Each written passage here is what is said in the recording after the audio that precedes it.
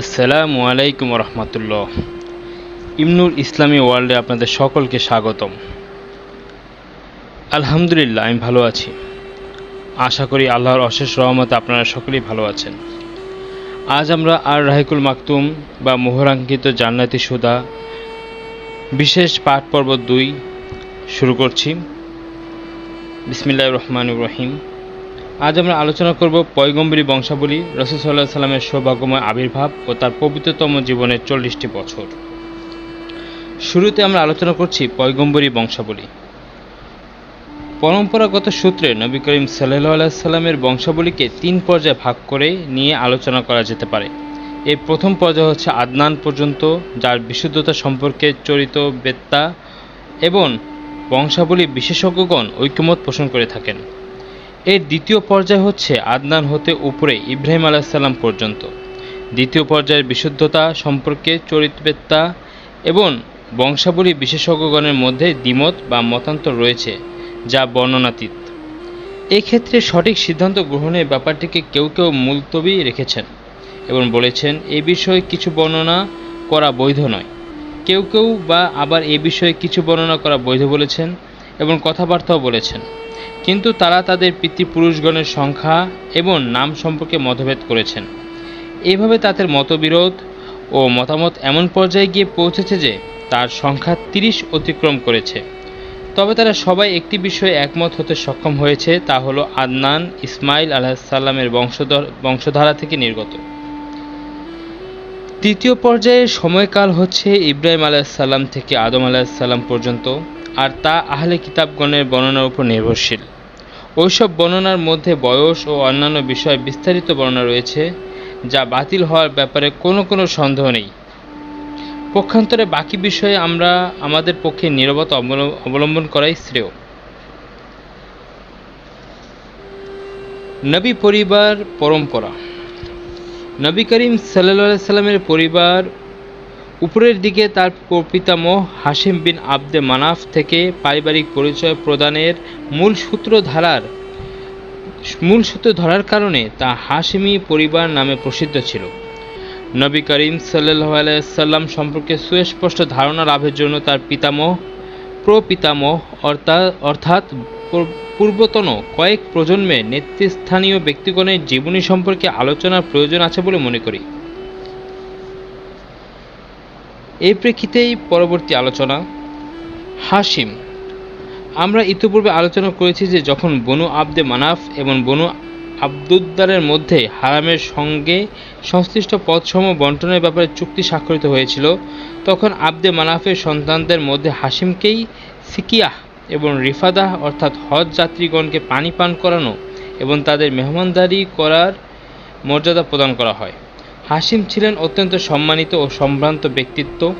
তিনি ছিলেন প্রথম ব্যক্তি যিনি শোরবা বা ঝোলের সঙ্গে রুটি মিশ্রিত করে মক্কায় হজ যাত্রীগণকে খাওয়ানোর বন্দোবস্ত করেন। তার আসল নাম ছিল আমর, কিন্তু শোরবা বা ঝোলের সঙ্গে রুটি ভেঙে মিশ্রিত করার কারণে হাশিম নামে তাকে ডাকা হতে থাকে, কারণ হাশিম অর্থ হচ্ছে যিনি কোনো কিছু ভেঙে ফেলেন। আবার এই হাশিমি হচ্ছেন প্রথম ব্যক্তি যিনি কুরাইশদের জন্য গ্রীষ্ম ও শীতকালে ব্যবসা সংক্রান্ত 2টি ভ্রমণ পর্যটনের গোড়াপত্তন করেন। আব্দুল মুতালিব। পূর্বোক্ত আলোচনা থেকে আমরা বিলক্ষণ অবগত হয়েছি যে সিকিয়াহ বা রিফাদা সম্পর্কিত পদের দায়িত্ব অর্পিত ছিল হাশিমের ওপর। হাশিমের মৃত্যুর পর সেই দায়িত্ব অর্পিত হয় তার ভাই মুতালিব বিন আব্দে মানাফের ওপর। তিনিও দলের মধ্যে বিভিন্ন সদ্গুণাবলী ও মান মর্যাদার অধিকারী ছিলেন। তার কথা অমান্য করা কিংবা নড়চড় করার ক্ষমতা দলের অন্য কারও ছিল না। বদান্যতার জন্য তিনি প্রসিদ্ধ ছিলেন। বদান্যতার কারণেই কুরাইশগণ তার নাম রাখেন ফাইয়াজ। যখন সাইবা অর্থাৎ আব্দুল মুতালিব কাজকর্ম করার উপযুক্ত অথবা 7-8 বছর বয়সে উপনীত হন, তখন মুতালিব তার সম্পর্কে অবগত হয়ে নিয়ে আসার জন্য ইয়াসরিব গমন করেন। সেখানে পৌঁছার পর যখন তিনি সাইবাকে দেখতে পান, তখন তার চক্ষুদ্বয় থেকে অশ্রুধারা প্রবাহিত হতে থাকে। তারপর তাকে বুকে জড়িয়ে ধরে উষ্টপৃষ্ঠে আরোহণ করে নেন এবং মক্কা অভিমুখে যাত্রা শুরু করেন।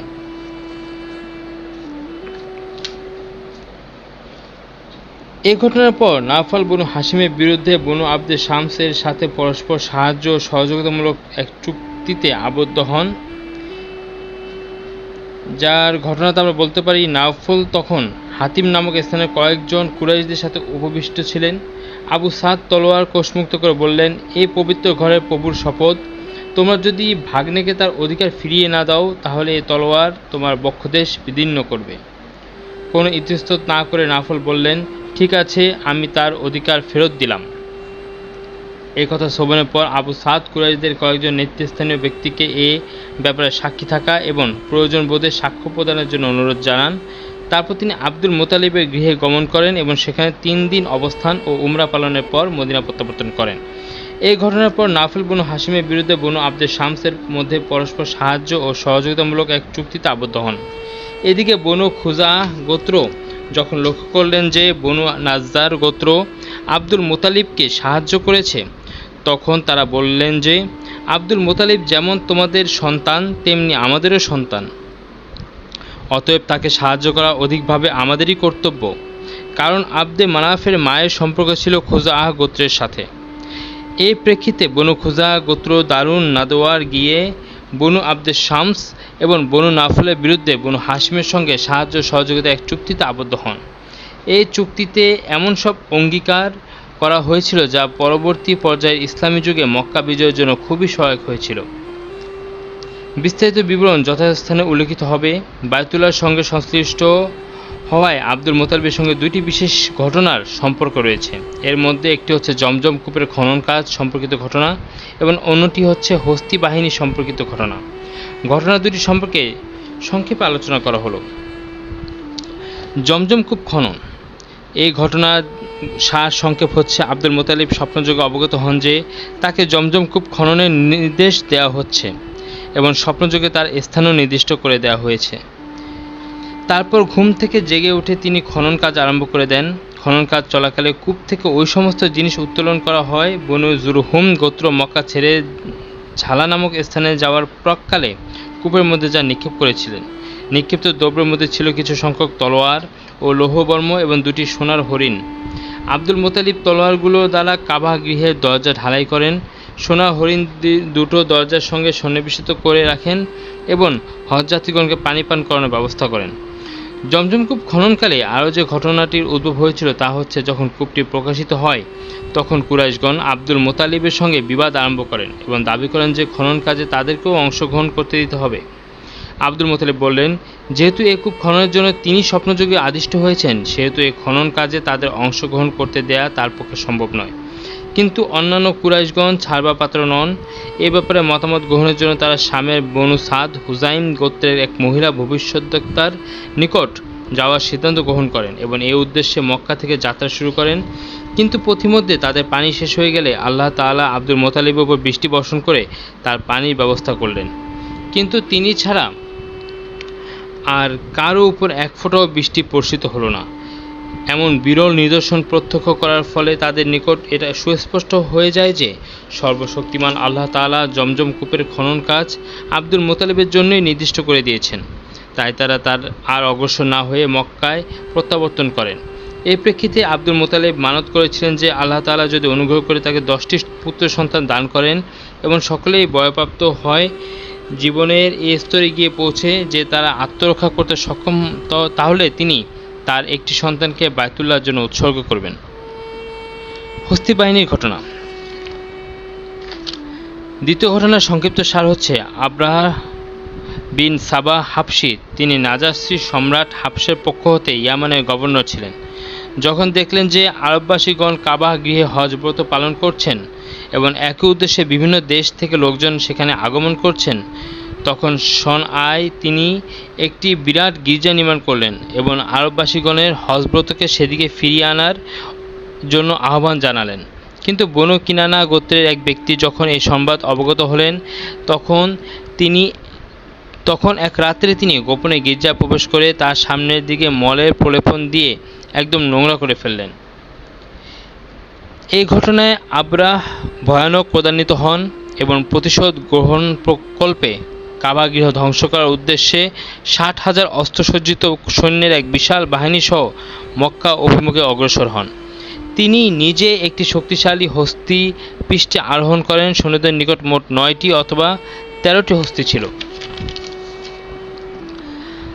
আব্রাহা ইয়ামান হতে অগ্রসর হয়ে মুগাম্মাস নামক স্থানে পৌঁছলেন এবং সেখানে তার সৈন্যবাহিনীকে প্রস্তুত করে নিয়ে মক্কা প্রবেশের জন্য অগ্রসর হলেন। তারপর যখন মুজদালিফা এবং মিনা মধ্যবর্তী স্থানে ওয়াদিয়ে মুহাসসিরে পৌঁছলেন তখন তার হাতি মাটিতে বসে পড়ল। কাবা অভিমুখে অগ্রসর হওয়ার জন্য কোনো ক্রমেই তাকে ওঠানো সম্ভব হলো না, অথচ উত্তর দক্ষিণ কিংবা পূর্বমুখে যাওয়ার জন্য উঠানোর চেষ্টা করলে তা তৎক্ষণাৎ উঠে দৌড়াতে শুরু করত। এমন সময় আল্লাহ তাআলা এক ঝাঁক ছোট ছোট পাখি প্রেরণ করলেন। সেই পাখিগুলো ঝাঁকে ঝাঁকে পাথরের ছোট ছোট টুকরা সৈন্যদের উপর নিক্ষেপ করতে লাগলো। প্রত্যেকটি পাখি 3টি করে পাথরের টুকরো বা কঙ্কর নিয়ে আসতো, একটি ঠোঁটে এবং 2টো পায়ে। কঙ্করগুলোর আকার আয়তন ছিল ছোলার মতো, কিন্তু কঙ্করগুলো যার যে অঙ্গে লাগতো সেই অঙ্গ ফেটে গিয়ে সেখান দিয়ে রক্ত প্রবাহিত হতে হতে সে মরে যেত। এই কাকর দিয়ে দ্বারা সকলেই যে আঘাতপ্রাপ্ত হয়েছিল তা নয়, কিন্তু এই অলৌকিক ঘটনার সকলেই ভীষণভাবে আতঙ্কিত হয়ে পড়ল এবং প্রাণ ভয়ে পালানোর উদ্দেশ্যে যখন বেপরোয়াভাবে ছোটাছুটি করল তখন পদতলে পিষ্ট হয়ে অনেকেই প্রাণ ত্যাগ করল। কঙ্কারাঘাতে ছিন্ন ভিন্ন এবং পদতলে পিষ্ট হয়ে পলকে বীর পুরুষগণ মৃত্যুর কবলে ঢলে পড়তে লাগলো।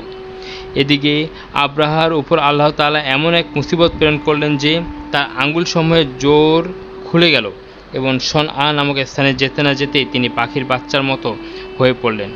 তারপর তার বক্ষ বিদীর্ণ হয়ে হৃৎপিণ্ড বেরিয়ে এলো এবং তিনি মৃত্যু মুখে পতিত হলেন। মক্কা অভিমুখে আব্রাহার অগ্রাভিযানের সংবাদ অবগত হয়ে মক্কাবাসীগণ প্রাণ ভয়ে নানা দিকে বিক্ষিপ্ত অবস্থায় পলায়ন করে পাহাড়ের আড়ালে কিংবা পর্বতচূড়ায় আশ্রয় গ্রহণ করেছিলেন। তারপর যখন তারা অবগত হলেন যে আব্রাহা এবং তার বাহিনী সমূলে ধ্বংসপ্রাপ্ত হয়েছে তখন তারা স্বস্তি নিঃশ্বাস ত্যাগ করে আপন আপন গৃহে প্রত্যাবর্তন করেন।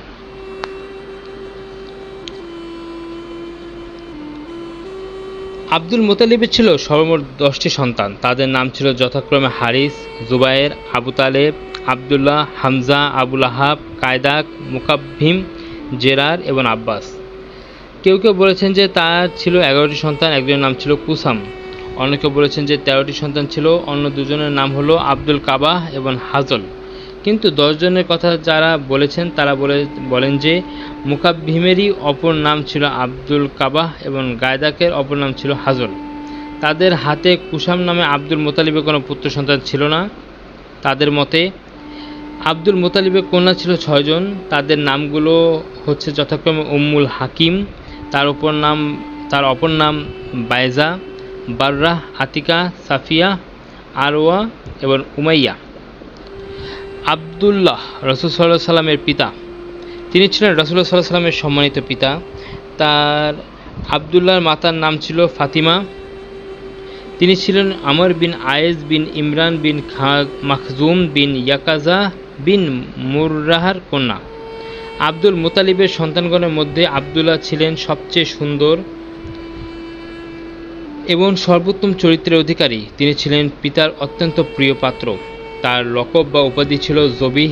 যে কারণে তাকে জবিহ বলা হতো তা হচ্ছে আব্দুল মুতালিবের প্রার্থিত পুত্র সংখ্যা যখন 10 জন হলো এবং তারা সকলেই আত্মরক্ষা করার যোগ্যতা অর্জন করলেন তখন আব্দুল মুতালিব তাদের নিজ মানত সম্পর্কে অবহিত করেন। তাদের পক্ষ থেকে একজনকে আল্লাহর নামে উৎসর্গ করার ব্যাপারে তারা সকলেই এই প্রস্তাবে স্বীকৃতি জ্ঞাপন করেন। কথিত আছে আব্দুল মুতালিব ছেলেদের মধ্যে কাকে কোরবানি করা যায় এই ব্যাপারে লটারি করলেন। লটারিতে আবদুল্লাহর নাম উঠল, অথচ তিনি ছিলেন তার সবচেয়ে প্রিয় পাত্র। এমতো অবস্থায় আব্দুল মুতালিব বললেন, হে আল্লাহ, সেই নাকি 100 উট। অতঃপর আবার আবদুল্লাহ ও 100 উটের মধ্যে লটারি করলে 100 এটের নাম ওঠে। আবারও এত কথিত আছে যে আব্দুল মুতালিব ভাগ্য নির্ণায়ক তীরের উপর তাদের সকলের নাম লিখেন এবং হুবাল মূর্তির সেবায়েত বা তদারককারীগণের পন্থায় চক্রাকারে ঘোরানোর ফেরানোর পর নির্বাচন গুটিকে বা লটারি গুটি বের করেন। লটারিতে আবদুল্লাহর নাম উঠে যায়। আব্দুল মুতালিব আবদুল্লাহর হাত ধরে তাকে নিয়ে যান কাবা গৃহের নিকট। তার হাতে ছিল জবে কাজে ব্যবহার উপযোগী একটি ধারালো অস্ত্র।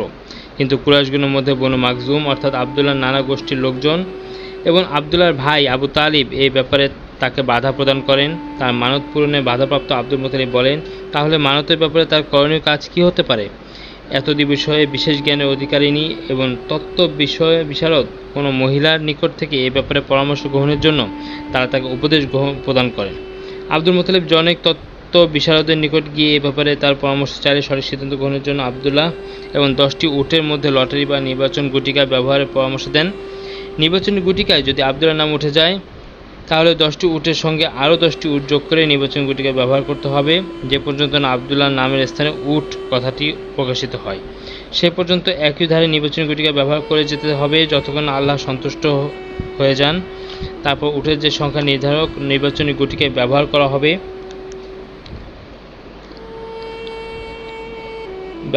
হবে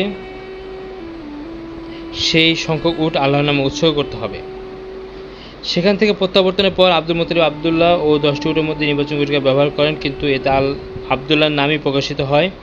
তথ্য বিশারদের নির্দেশ মোতাবেক দ্বিতীয় দফা উটের সংখ্যা আরও বেশি বৃদ্ধি করে তিনি নির্বাচন গুটিকা ব্যবহার করেন, কিন্তু এতেও আবদুল্লাহর নামই উঠে যায়।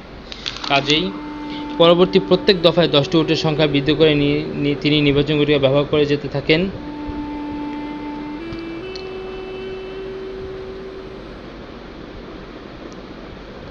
এই প্রেক্ষিতে আব্দুল মুত্তালিব আবদুল্লাহর পরিবর্তে 61টি উট আল্লাহর নামে উৎসর্গ করেন। উৎসর্গীকৃত পশুর গোশত কোনো মানুষ কিংবা জীবজন্তুর খাওয়ার ব্যাপারে কোনো বাধা নিষেধ ছিল না।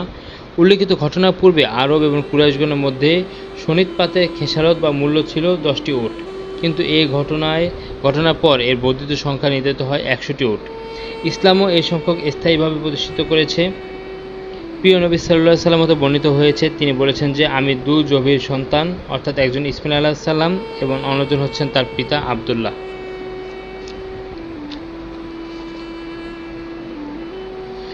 আব্দুল মুত্তালিব স্বীয় সন্তান আবদুল্লাহর বিবাহের জন্য আমিনাকে মনোনীত করেন। তিনি ছিলেন ওয়াহাব বিন আবদে মানাফ বিন জোহরা বিন কিলাবের কন্যা। বংশ পরম্পরা এবং মর্যাদার দিক দিয়ে তাকে কুরাইশ গোত্রের মধ্যে উন্নত মানের মহিলা ধরা হতো। তার পিতা ছিলেন বিখ্যাত বনু জোহরা গোত্রের দলপতি। বিবাহের পর আমিনা মক্কায় স্বামী গৃহে আগমন করেন এবং স্বামীর সঙ্গে বসবাস করতে থাকেন, কিন্তু অল্প দিনের পরেই আব্দুল মুত্তালিব ব্যবসা উপলক্ষে খেজুর আনয়নের উদ্দেশ্যে আবদুল্লাহকে মদিনা প্রেরণ করেন। তিনি সেখানেই মৃত্যুবরণ করেন। কোনো চরিত্রবিদ বলেন যে ব্যবসার উদ্দেশ্যে আবদুল্লাহ শাম দেশে গমন করেছিলেন। এক কুরাইশ কাফিলার সঙ্গে মক্কা প্রত্যাবর্তনের পথে তিনি অসুস্থ হয়ে পড়েন ও মদিনায় অবতরণ করেন। সেই অসুস্থতার মধ্যেই সেখানে তিনি মৃত্যুবরণ করেন। নাবেগা জাদির বাড়িতে তার কাফন দাফনের ব্যবস্থা করা হয়। সেই সময় তার বয়স হয়েছিল 25 বছর। অধিক সংখ্যক ইতিহাসবিদদের অভিমত হচ্ছে তিনি পিতার মৃত্যুর সময় জন্মগ্রহণ করেননি, আর অল্প সংখ্যক ঐতিহাসিকের অভিমত হচ্ছে পিতার মৃত্যুর 2 মাস পূর্বে নবী করিম সাল্লাল্লাহু আলাইহি ওয়াসাল্লাম জন্মগ্রহণ করেছিলেন। যখন তার মৃত্যুর সংবাদ মক্কায় পৌঁছল তখন আমিনা অত্যন্ত মর্মস্পর্শী ভাষায় একটি শোকগাথা আবৃত্তি করেছিলেন। মৃত্যুকালে তিনি যে সব সহায় সম্পদ রেখে গিয়েছিলেন তা ছিল যথাক্রমে 5টি উট, 1 পাল ছাগল এবং একটি হাবশী দাসী যার নাম ছিল বরকত ও উপনাম উম্মে আয়মান। এই উম্মে আয়মানই নবী করিমকে দুগ্ধ খাইয়েছিলেন। সৌভাগ্যময় জন্ম এবং পবিত্র জীবনের 40 বছর। সৌভাগ্যময় জন্ম। রাসূল সাল্লাল্লাহু আলাইহি সাল্লাম মক্কায় বিখ্যাত বনু হাশিম বংশে 9ই রবিউল আওয়াল ফিলের বছর সোমবার দিবস রজনীর মহাসন্ধিক্ষণে সুবহে সাদেকের সময় জন্মলাভ করেন। ইংরেজি পঞ্জিকা মতে তারিখটি ছিল 571 খ্রিস্টাব্দ 22 অথবা 22 এপ্রিল। এই বছরটি ছিল বাদশাহ নওশের ওয়ার সিংহাসনে অধিষ্ঠিত হওয়ার 40তম বছর। বিশিষ্ট শিক্ষাবিদ মুহাম্মদ সুলাইমান মানসুর পুরী সাহেব রহমতুল্লাহ আলাইহির সন্ধানলব্ধ সঠিক অভিমত হচ্ছে এটাই। ইবনে সাদ হতে বর্ণিত হয়েছে যে রাসূল সাল্লাল্লাহু আলাইহি সাল্লামের মা বলেছেন, যখন তার জন্ম হয়েছিল তখন আমার শরীর হতে এক জ্যোতি বের হয়েছিল যাতে শাম দেশের অট্টালিকাসমূহ আলোকিত হয়েছিল। ইমাম আহমদ রহমতুল্লাহ আলাইহি ইরবাজ বিন সারিয়া কর্তৃক অনুরূপ একটি বর্ণনা উল্লেখ করেছেন। নবী সাল্লাল্লাহু আলাইহি সাল্লামের জন্মের সময় কিছু উল্লেখযোগ্য ঘটনা নবুয়াতের পূর্বাভাস স্বরূপ প্রকাশিত হয়। কিসরা প্রাসাদের 14টি সৌধচূড়া ভেঙে পড়ে, প্রাচীন পার্শ্বিক যাজকম মণ্ডলীর উপাসনাগারগুলোতে যুগ যুগ ধরে প্রজ্বলিত হয়ে আসা অগ্নিকুণ্ডগুলো নির্বাপিত হয়ে যায়, বাহিরা পাদ্রীগণের সরগম গির্জাগুলো নিস্তেজ ও নিষ্প্রভ হয়ে পড়ে। এ বর্ণনা হচ্ছে ইমাম বাইহাকি, তাবারি এবং অন্যান্যদের, তবে এগুলোর কোনো সঠিক ভিত্তি নেই এবং তৎকালীন কোনো ইতিহাসও এর সাক্ষ্য দেয় না। সন্তান ভূমিষ্ঠ হওয়ার পরপরই বিবি আমিনা আব্দুল মোতালিবের নিকট তার পুত্রের জন্মগ্রহণের শুভ সংবাদটি প্রেরণ করেন। এই শুভ সংবাদ শ্রবণ মাত্রই তিনি আনন্দ উদ্বেল চিত্তে সতিকাগারে প্রবেশ করে নবজাতককে কোলে তুলে নিয়ে কাবা গৃহে গিয়ে উপস্থিত হন। তারপর অপূর্ব সুষমামণ্ডিত এই শিশুর মুখমণ্ডল জাতককে কোলে তুলে নিয়ে তারপর অপূর্ব সুষমামণ্ডিত এই শিশুর মুখমণ্ডলে আনন্দাশ্রু সজল দৃষ্টি নিক্ষেপ করে আল্লাহর দরবারে শুকরিয়া আদায় করতে থাকেন এবং তার সার্বিক কল্যাণের জন্য প্রার্থনা করতে থাকেন। একান্ত আনন্দ মধুর এই মুহূর্তেই তিনি এটাও স্থির করে ফেলেন যে এই নবজাতকের নাম রাখা হবে মুহাম্মদ। আরববাসীগণের নামের তালিকায় এটা ছিল অভিনব একটি নাম। তারপর আরব প্রচলিত প্রথা অনুযায়ী 7ম দিনে তার খতনা করা হয়। তার মাথার উপর রাসূল সাল্লাল্লাহু আলাইহি সাল্লামকে সর্বপ্রথম দুগ্ধপান করিয়েছিলেন আবু লাহাবের দাসী সুয়াইবা। ওই সময় তার কোলে যে সন্তান ছিল তার নাম ছিল মাসরুহ। নবী করিম সাল্লাল্লাহু আলাইহি সাল্লামের পূর্বে সুয়াইবা হামজা বিন আব্দুল মোতালিবকে এবং পরে আবু সালামা বিন আব্দুল আসাদ মাখজুমিকেও দুগ্ধ পান করিয়েছিলেন। বনু সাদ গোত্রে লালন পালন। দুগ্ধপোষ্য শিশুদের লালন পালনের ব্যাপারে তৎকালীন নগরবাসী আরবগণের মধ্যে একটি বিশেষ প্রথা প্রচলিত ছিল।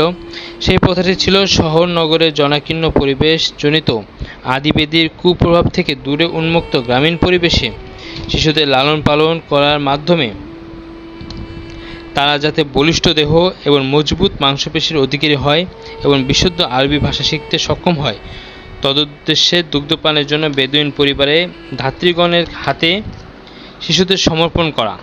এই প্রথা অনুযায়ী আব্দুল মোতালিব শিশু মুহাম্মদ সাল্লাল্লাহু আলাইহি সাল্লামকে দুগ্ধপান করানোর উদ্দেশ্যে ধাত্রী অনুসন্ধান করেন এবং শেষ পর্যন্ত হালিমা বিনতে আবু জুয়াইব আব্দুল বিন হারিসের নিকট তাকে সমর্পণ করেন।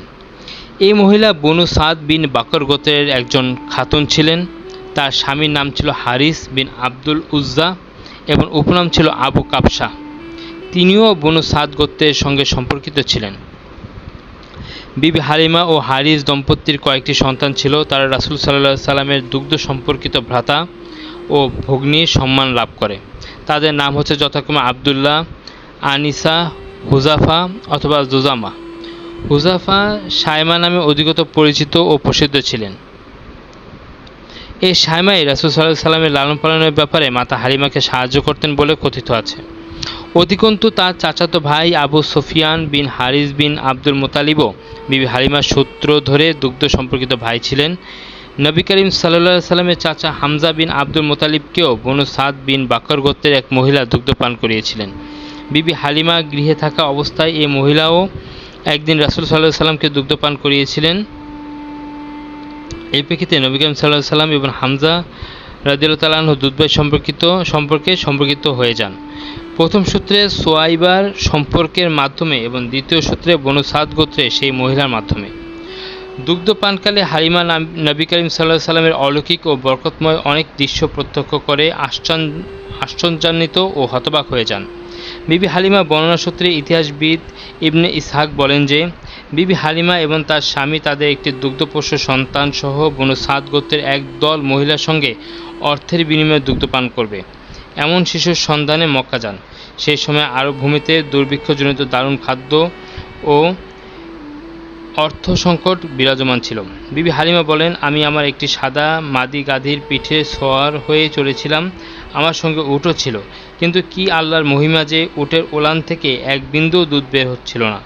আমার বুকেও শিশুটির জন্য এক বিন্দু দুধ ছিল না। এদিকে ক্ষুধার তাড়নায় শিশুটি এতই ছটফট করছিল যে সারাটি রাত আমরা ঘুমাতে পারিনি। এমতো অবস্থায় আমরা বৃষ্টি ও সচ্ছলতা আশা ভরসা নিয়ে প্রহর গুনছিলাম, কিন্তু অবস্থার তেমন কোনো উন্নতি না হওয়ায় অবশেষে উপায়ন্তর না দেখে পুনরায় আমরা পথ চলা শুরু করলাম। আমি আমার মাঝি গাধাটির উপর সোয়ার হয়ে পথ চলতে থাকলাম। গাধাটি ছিল খুবই দুর্বল। তার দুর্বলতা এবং শক্তিহীনতার কারণে সে এতই ধীরে ধীরে চলতে থাকলো যে এতে কাফেলার অন্যেরা অত্যন্ত বিরক্ত এবং বিব্রত বোধ করতে থাকলো।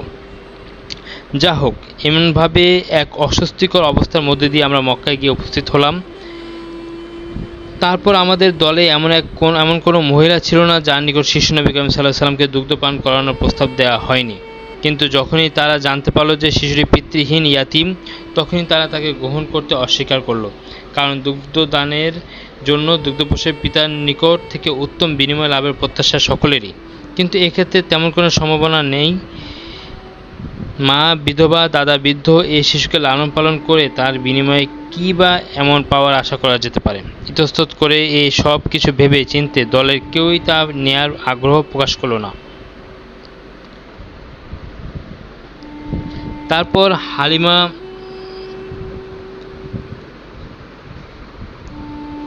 এদিকে দলের অন্যান্য মহিলা যারা আমার সঙ্গে এসেছিল তারা সকলেই একটি করে শিশু সংগ্রহ করে নিল।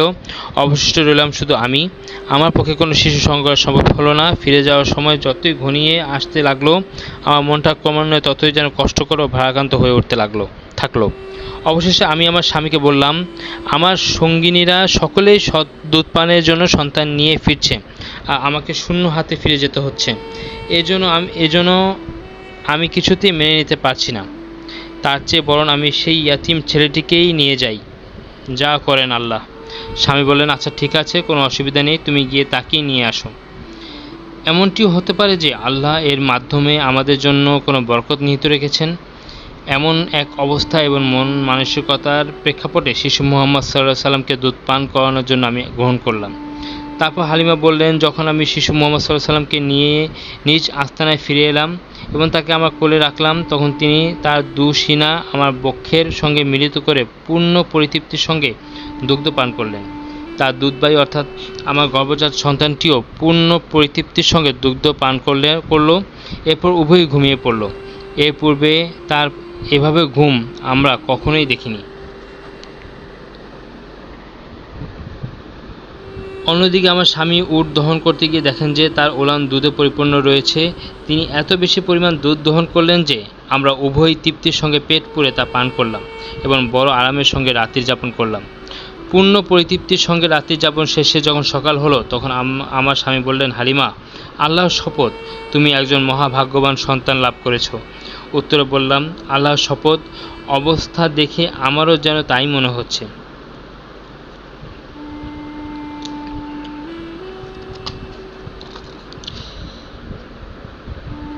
এভাবেই 2টি বছর অতিবাহিত হয়ে গেলেও এবং আমি তাকে স্তন্য পান করানো বন্ধ করে দিলাম। অন্যান্য শিশুদের তুলনায় এই শিশুটি এত সুন্দরভাবে বেড়ে উঠতে থাকলেন যে 2 বছর পুরো হতে না হতেই তার দেহ বেশ শক্ত ও সুঠাম হয়ে গড়ে উঠল। লালন পালনের মেয়াদ 2 বছর পূর্ণ হওয়ায় আমরা তাকে তার মাতার নিকট নিয়ে গেলাম। কিন্তু তাকে নিয়ে যাওয়ার পর থেকে আমাদের সংসার জীবনে সচ্ছলতা ও বরকতের যে সুফল আমরা ভোগ করে আসছিলাম, তাতে আমরা মনের কোণে একটি গোপন ইচ্ছে পোষণ করে আসছিলাম যে তিনি যেন আরও কিছুকাল আমাদের নিকট থাকেন। তার মাতার নিকট আমাদের গোপন ইচ্ছে ব্যক্ত করে বললাম যে তাকে আরও কিছু সময় আমাদের সঙ্গে থাকতে দিন, যাতে তিনি সুস্বাস্থ্য ও সুঠাম দেহের অধিকারী হয়ে ওঠেন। অধিকন্তু মক্কায় মহামারীর প্রাদুর্ভাব সম্পর্কেও আমরা কিছুটা ভয় করছি। আমাদের বারংবার অনুরোধ ও আন্তরিকতায় আশ্বস্ত হয়ে তিনি মুহাম্মদ সাল্লাল্লাহু আলাইহি ওয়াসাল্লামকে পুনরায় নিয়ে যাওয়ার ব্যাপারে সম্মতি দান করলেন। বক্ষ বিতরণ। এভাবে দুগ্ধপানের সময়সীমা অতিক্রান্ত হয়ে যাওয়ার পরও বালক নবী সাল্লাল্লাহু আলাইহি ওয়াসাল্লাম বনু সাদ গোত্রে অবস্থান করতে থাকলেন। ইবনু ইসহাকের বর্ণনা মতে দ্বিতীয় দফায় বনু সাদ গোত্রে অবস্থানকালে কয়েক মাস পর পক্ষান্তরে মুহাক্কিকগণের বর্ণনা মতে জন্মের 4র্থ কিংবা 5ম বছরে তার বক্ষ বিতরণের ঘটনাটি ঘটে। আনাস রাদিয়াল্লাহু তাআলা আনহু হতে সহিহ মুসলিমের ঘটনাটি বিস্তারিত বিবরণ বর্ণিত হয়েছে। ব্যাপারটি হচ্ছে, একদিন বালক নবী সাল্লাল্লাহু আলাইহি সাল্লাম যখন সঙ্গী সাথীদের সঙ্গে খেলাধুলা করছিলেন এবং এমন সময় জিবরাইল আলাইহিস সালাম সেখানে এসে উপস্থিত হন। তারপর তাকে একটু দূরে নিয়ে গিয়ে চিৎ করে শুইয়ে দিলেন এবং তার বক্ষ বিদীর্ণ করে হৃৎপিণ্ডটি বের করে আনলেন। তারপর তার মধ্যে থেকে কিছুটা জমাট রক্ত বের করে নিয়ে বললেন, এটা হচ্ছে শয়তানের অংশ যা তোমার মধ্যে ছিল। তারপর হৃৎপিণ্ডটিকে একটি সোনার তস্তুরিতে রেখে জমজমের পানি দ্বারা তা ধুয়ে তা যথাস্থানে প্রতিস্থাপন করে কাটা অংশ জোড়া লাগিয়ে দিলেন। এই সময় তার খেলার সঙ্গী সাথীগণ দৌড়ে গিয়ে দুধমা বিবি হালিমাকে বলল যে মুহাম্মদ সাল্লাল্লাহু আলাইহি সাল্লাম নিহত হয়েছেন। বিবি হালিমা এবং তার স্বামী একথা শুনে অত্যন্ত উদ্বিগ্ন ও অস্থির হয়ে সেখানে উপস্থিত হয়ে নবী করিম সাল্লাল্লাহু আলাইহি সাল্লামের মুখমণ্ডলে মালিন্য এবং পেরেশানি ভাব লক্ষ্য করলেন। এই অবস্থার মধ্যে তারা তাকে বাড়িতে নিয়ে এসে তারা সেবা যত্নে লিপ্ত হলেন। আনাস রাদিয়াল্লাহু তাআলা আনহু বলেন, আমি তার বক্ষে ওই সেলাইয়ের চিহ্ন দেখেছি। স্নেহময়ী মাতৃ করে বালক নবী সাল্লাল্লাহু আলাইহি সাল্লামের বক্ষ বিদারণের ঘটনায় দুধমা হালিমা ভীত সন্ত্রস্ত হয়ে তাকে তার মার নিকট ফেরত দেন। এভাবে রাসূল সাল্লাল্লাহু আলাইহি সাল্লাম 6 বছর বয়স পর্যন্ত মা হালিমার ঘরে বড় হন। দুধমার ঘর থেকে প্রাণের টুকরা নয়নমণির সন্তানকে ফেরত পাওয়ার পর বিবি আমিনা ইয়াসরিব গিয়ে তার স্বামীর কবর জিয়ারত করার মনস্থ করেন। তারপর শ্বশুর আব্দুল মুত্তালিবের ব্যবস্থাপনায় শিশুপুত্র মুহাম্মদ সাল্লাল্লাহু আলাইহি সাল্লাম এবং পরিচারিকা উম্মু আইমানকে সঙ্গে নিয়ে মক্কা মদিনার মধ্যবর্তী 500 কিলোমিটার পথ অতিক্রম করে মদিনায় পৌঁছেন। সেখানে 1 মাস অবস্থানের পর মক্কায় ফেরার উদ্দেশ্যে তিনি মদিনা থেকে যাত্রা করেন। সামনে মক্কা অনেক দূরের পথ, পেছনে মদিনা তুলনামূলক কম দূরত্বে অবস্থিত। পথ চলার এমন এক পর্যায়ে বিবি আমিনা হয়ে পড়লেন অসুস্থ। ক্রমান্বয়ে বাড়তে থাকলো তার অসুখ। তারপর তিনি ইয়াতিম শিশু নবী সাল্লাল্লাহু আলাইহি সাল্লাম এবং আত্মীয়স্বজনকে শোকসাগরে ভাসিয়ে আবওয়া নামক স্থানে মৃত্যুবরণ করেন।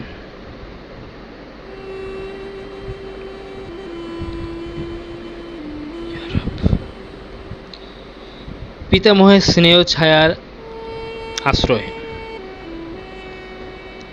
পিতার মৃত্যুর পর রইলেন স্নেহময়ী মা। মাতার মৃত্যুর পর বেঁচে রইল বৃদ্ধ দাদা।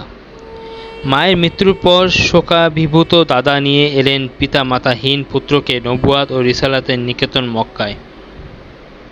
প্রাণের চেয়ে বেশি প্রিয় পুত্র আবদুল্লাহর মৃত্যুতে আব্দুল মুত্তালিব যতটা ব্যথা অনুভব করেছিলেন তার চেয়েও অনেক বেশি ব্যথা অনুভব করলেন পুত্রবধূ আমিনার মৃত্যুতে।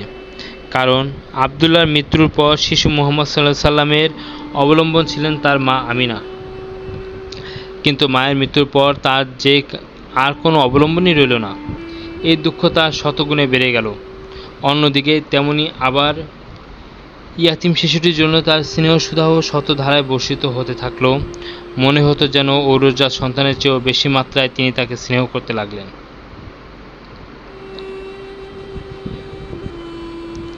স্নেহশীল পিতৃব্যের তত্ত্বাবধানে।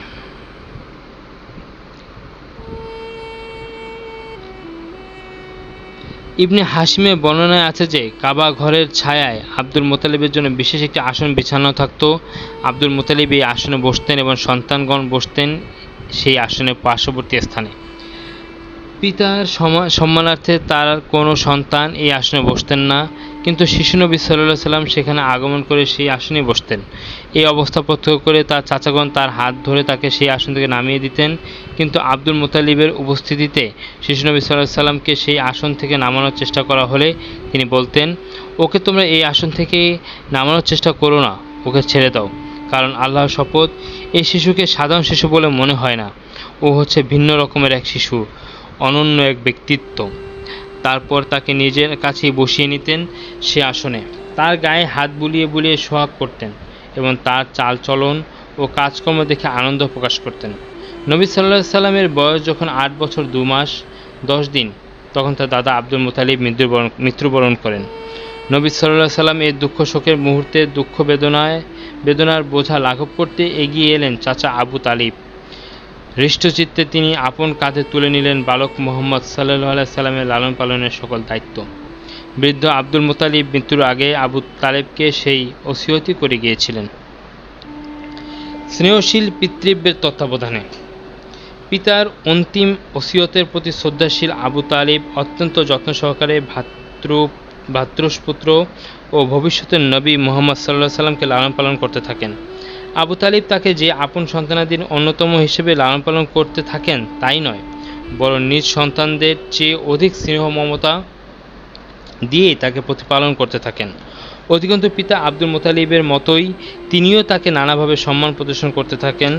রাসূল সাল্লাল্লাহু আলাইহি সাল্লামের 40 বছর বয়স পর্যন্ত এভাবে তিনি বিচক্ষণ চাচার অধীনে লালিত পালিত হতে থাকেন। চাচা তার পক্ষে লোকের সঙ্গে বাক বিতণ্ডাও করতেন। তার চাচার সঙ্গে সংশ্লিষ্ট অন্যান্য ঘটনাবলী প্রসঙ্গক্রমে পরবর্তী পর্যায়ে আলোচনা করা যাবে।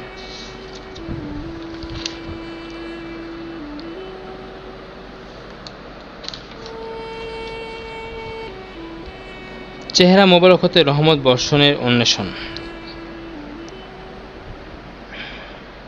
ইবনে আসাকির জালহুমা বিন উরফুতাহ থেকে বর্ণনা করেছেন যে, আমি একবার মক্কায় আগমন করলাম। দুর্ভিক্ষের কারণে মানুষ তখন অত্যন্ত নাজেহাল এবং সংকটাপন্ন অবস্থায় নিপতিত ছিল।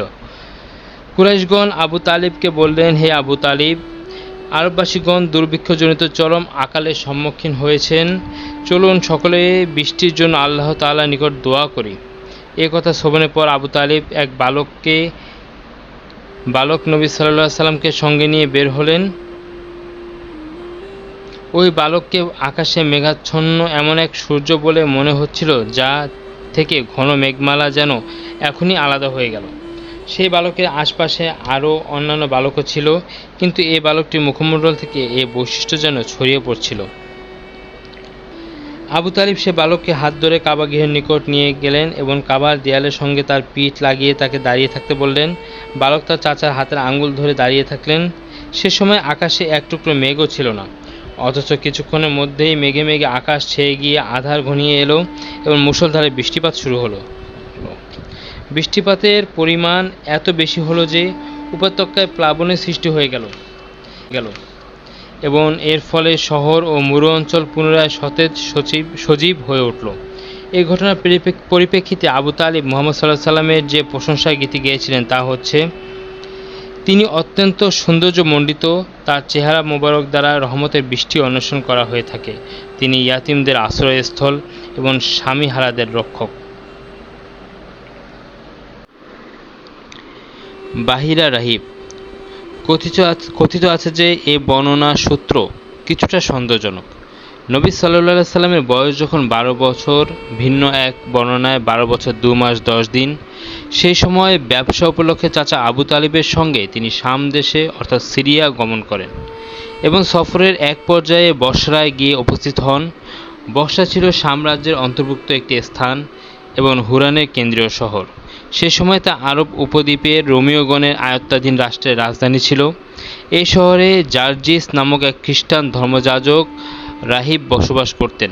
তার উপাধি ছিল বাহিরা এবং এই উপাধিতেই তিনি সকলের নিকট পরিচিত এবং প্রসিদ্ধ ছিলেন। মক্কার ব্যবসায়ী দল যখন ব্যবসার শিবির স্থাপন করেন, তখন রাহিব গির্জা থেকে বেরিয়ে তাদের নিকট আগমন করেন। অথচ এর আগে কখনো তিনি এভাবে গির্জা থেকে বেরিয়ে কোনো বাণিজ্য কাফেলার সঙ্গে সাক্ষাৎ করেননি।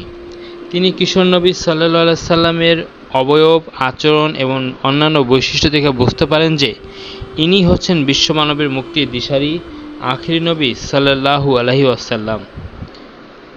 তারপর কিশোর নবী সাল্লাল্লাহু আলাইহি সাল্লামের হাত ধরে তিনি বললেন যে ইনি হচ্ছেন বিশ্বজাহানের সর্দার। আল্লাহ তাকে বিশ্বজাহানের রহমতরূপী রাসূল মনোনীত করবেন।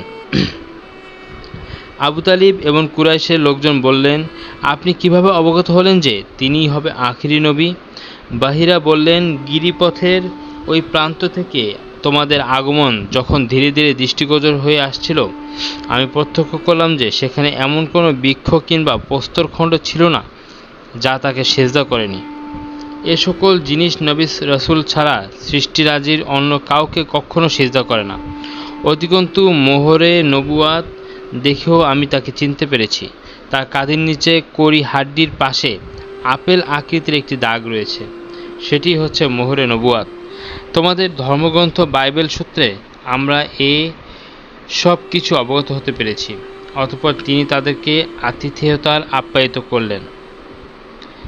এরপর বাহিরা আবু তালিবকে বললেন, একে সঙ্গে নিয়ে শামে ভ্রমণ করবেন না, শীঘ্রই একে দেশে ফিরিয়ে নিয়ে যান, কারণ এর পরিচয় অবগত হলে ইহুদি ও রোমীগণ একে হত্যা করে ফেলতে পারে। এ কথা জানার পর আবু তালিব তাকে কয়েকজন গোলামের সাথে মক্কা ফেরত পাঠানোর ব্যবস্থা করেন। ফিজার যুদ্ধ। নবী মুহাম্মদ সাল্লাল্লাহু আলাইহি সাল্লামের বয়স যখন 20 বছর তখন ওকাস বাজার একটি সংঘটিত হয়। এই যুদ্ধের এক পক্ষ ছিলেন কুরাইশগণ এবং তাদের মিত্র বনু কিনানা, বিপক্ষে ছিলেন কায়স আইলান। এই যুদ্ধ ফিজার যুদ্ধ হিসেবে খ্যাত, কেননা বনু কিনানার বাররাজ নামে এক ব্যক্তি কায়স আইলানের 3 লোককে হত্যা করে। এই খবর ওকাজে পৌঁছলে উভয় দলের লোকের মাঝে উত্তেজনা ছড়িয়ে পড়ে, যুদ্ধ বেঁধে যায়। কুরাইশ কিনানা মিত্রপক্ষের সেনাপতি ছিলেন হারব বিন উমাইয়া, কারণ প্রতিভা এবং প্রভাব প্রতিপত্তির ফলে তিনি কুরাইশ ও কিনানা গোত্রের মধ্যে নিজেকে মান মর্যাদার উচ্চাসনে প্রতিষ্ঠিত করে নিতে সক্ষম হয়েছিলেন। প্রথম দিকে কিনানাদের উপর কায়েসদের সমর্থন ছিল বেশি, কিন্তু পরবর্তী পর্যায়ে কিনানাদেরই সমর্থন হয়ে যায় বেশি। অতঃপর কুরাইশের কতক ব্যক্তি উভয় পক্ষে নিহতদের বিষয়ে সমঝোতার লক্ষ্যে সন্ধির প্রস্তাব দেন এবং বলেন যে কোন পক্ষে বেশি নিহত থাকলে অতিরিক্ত নিহতদের দিয়াত গৃহীত হবে। এতে উভয় পক্ষ সম্মত হয়ে সন্ধি করে এবং যুদ্ধ পরিত্যাগ করে তাদের মধ্যে পরস্পরের শত্রুতা বিদ্বেষ ভুলে যায়। একে ফিজার যুদ্ধ এই জন্যই বলা হয় যে এতে নিষিদ্ধ বস্তুসমূহ এবং পবিত্র মাসের পবিত্রতা উভয় বিনষ্ট করা হয়। রাসূল সাল্লাল্লাহু আলাইহি সাল্লাম কিশোর বালক অবস্থায় এই যুদ্ধে গমন করেছিলেন। এই যুদ্ধে তিনি তীরের আঘাত থেকে তার চাচাদের রক্ষার কাজে নিয়োজিত ছিলেন। হিলফুল ফুজুল বা ন্যায়নিষ্ঠার প্রতিজ্ঞা।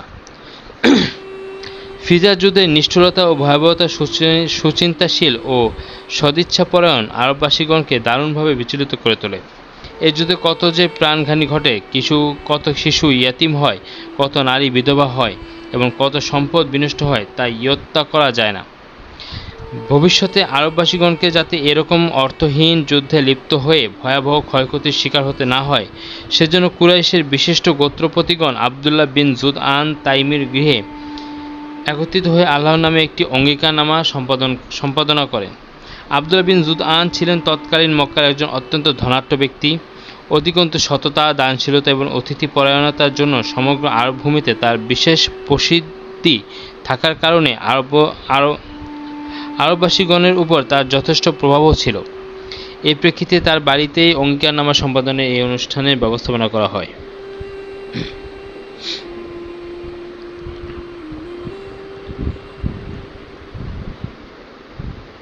এই ধরনের জঘন্য নীতি আর কিছুতে চলতে দেওয়া যেতে পারে না, তার প্রতিজ্ঞা করলেন সকলে।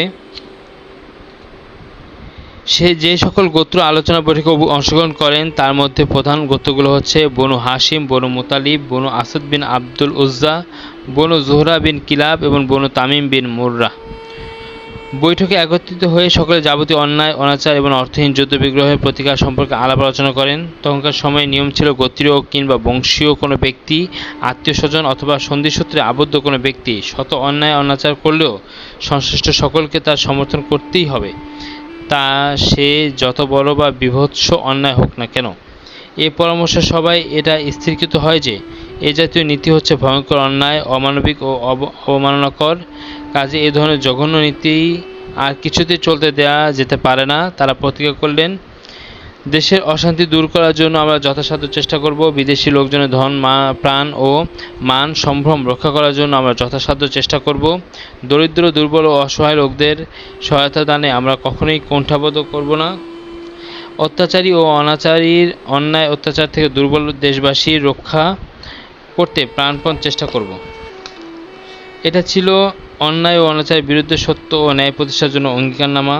এজন্য এই অঙ্গীকারনামা ভিত্তিক সেবা সংঘের নাম দেওয়া হয়েছিল হিলফুল ফুজুল বা হলফ উল ফুজুল।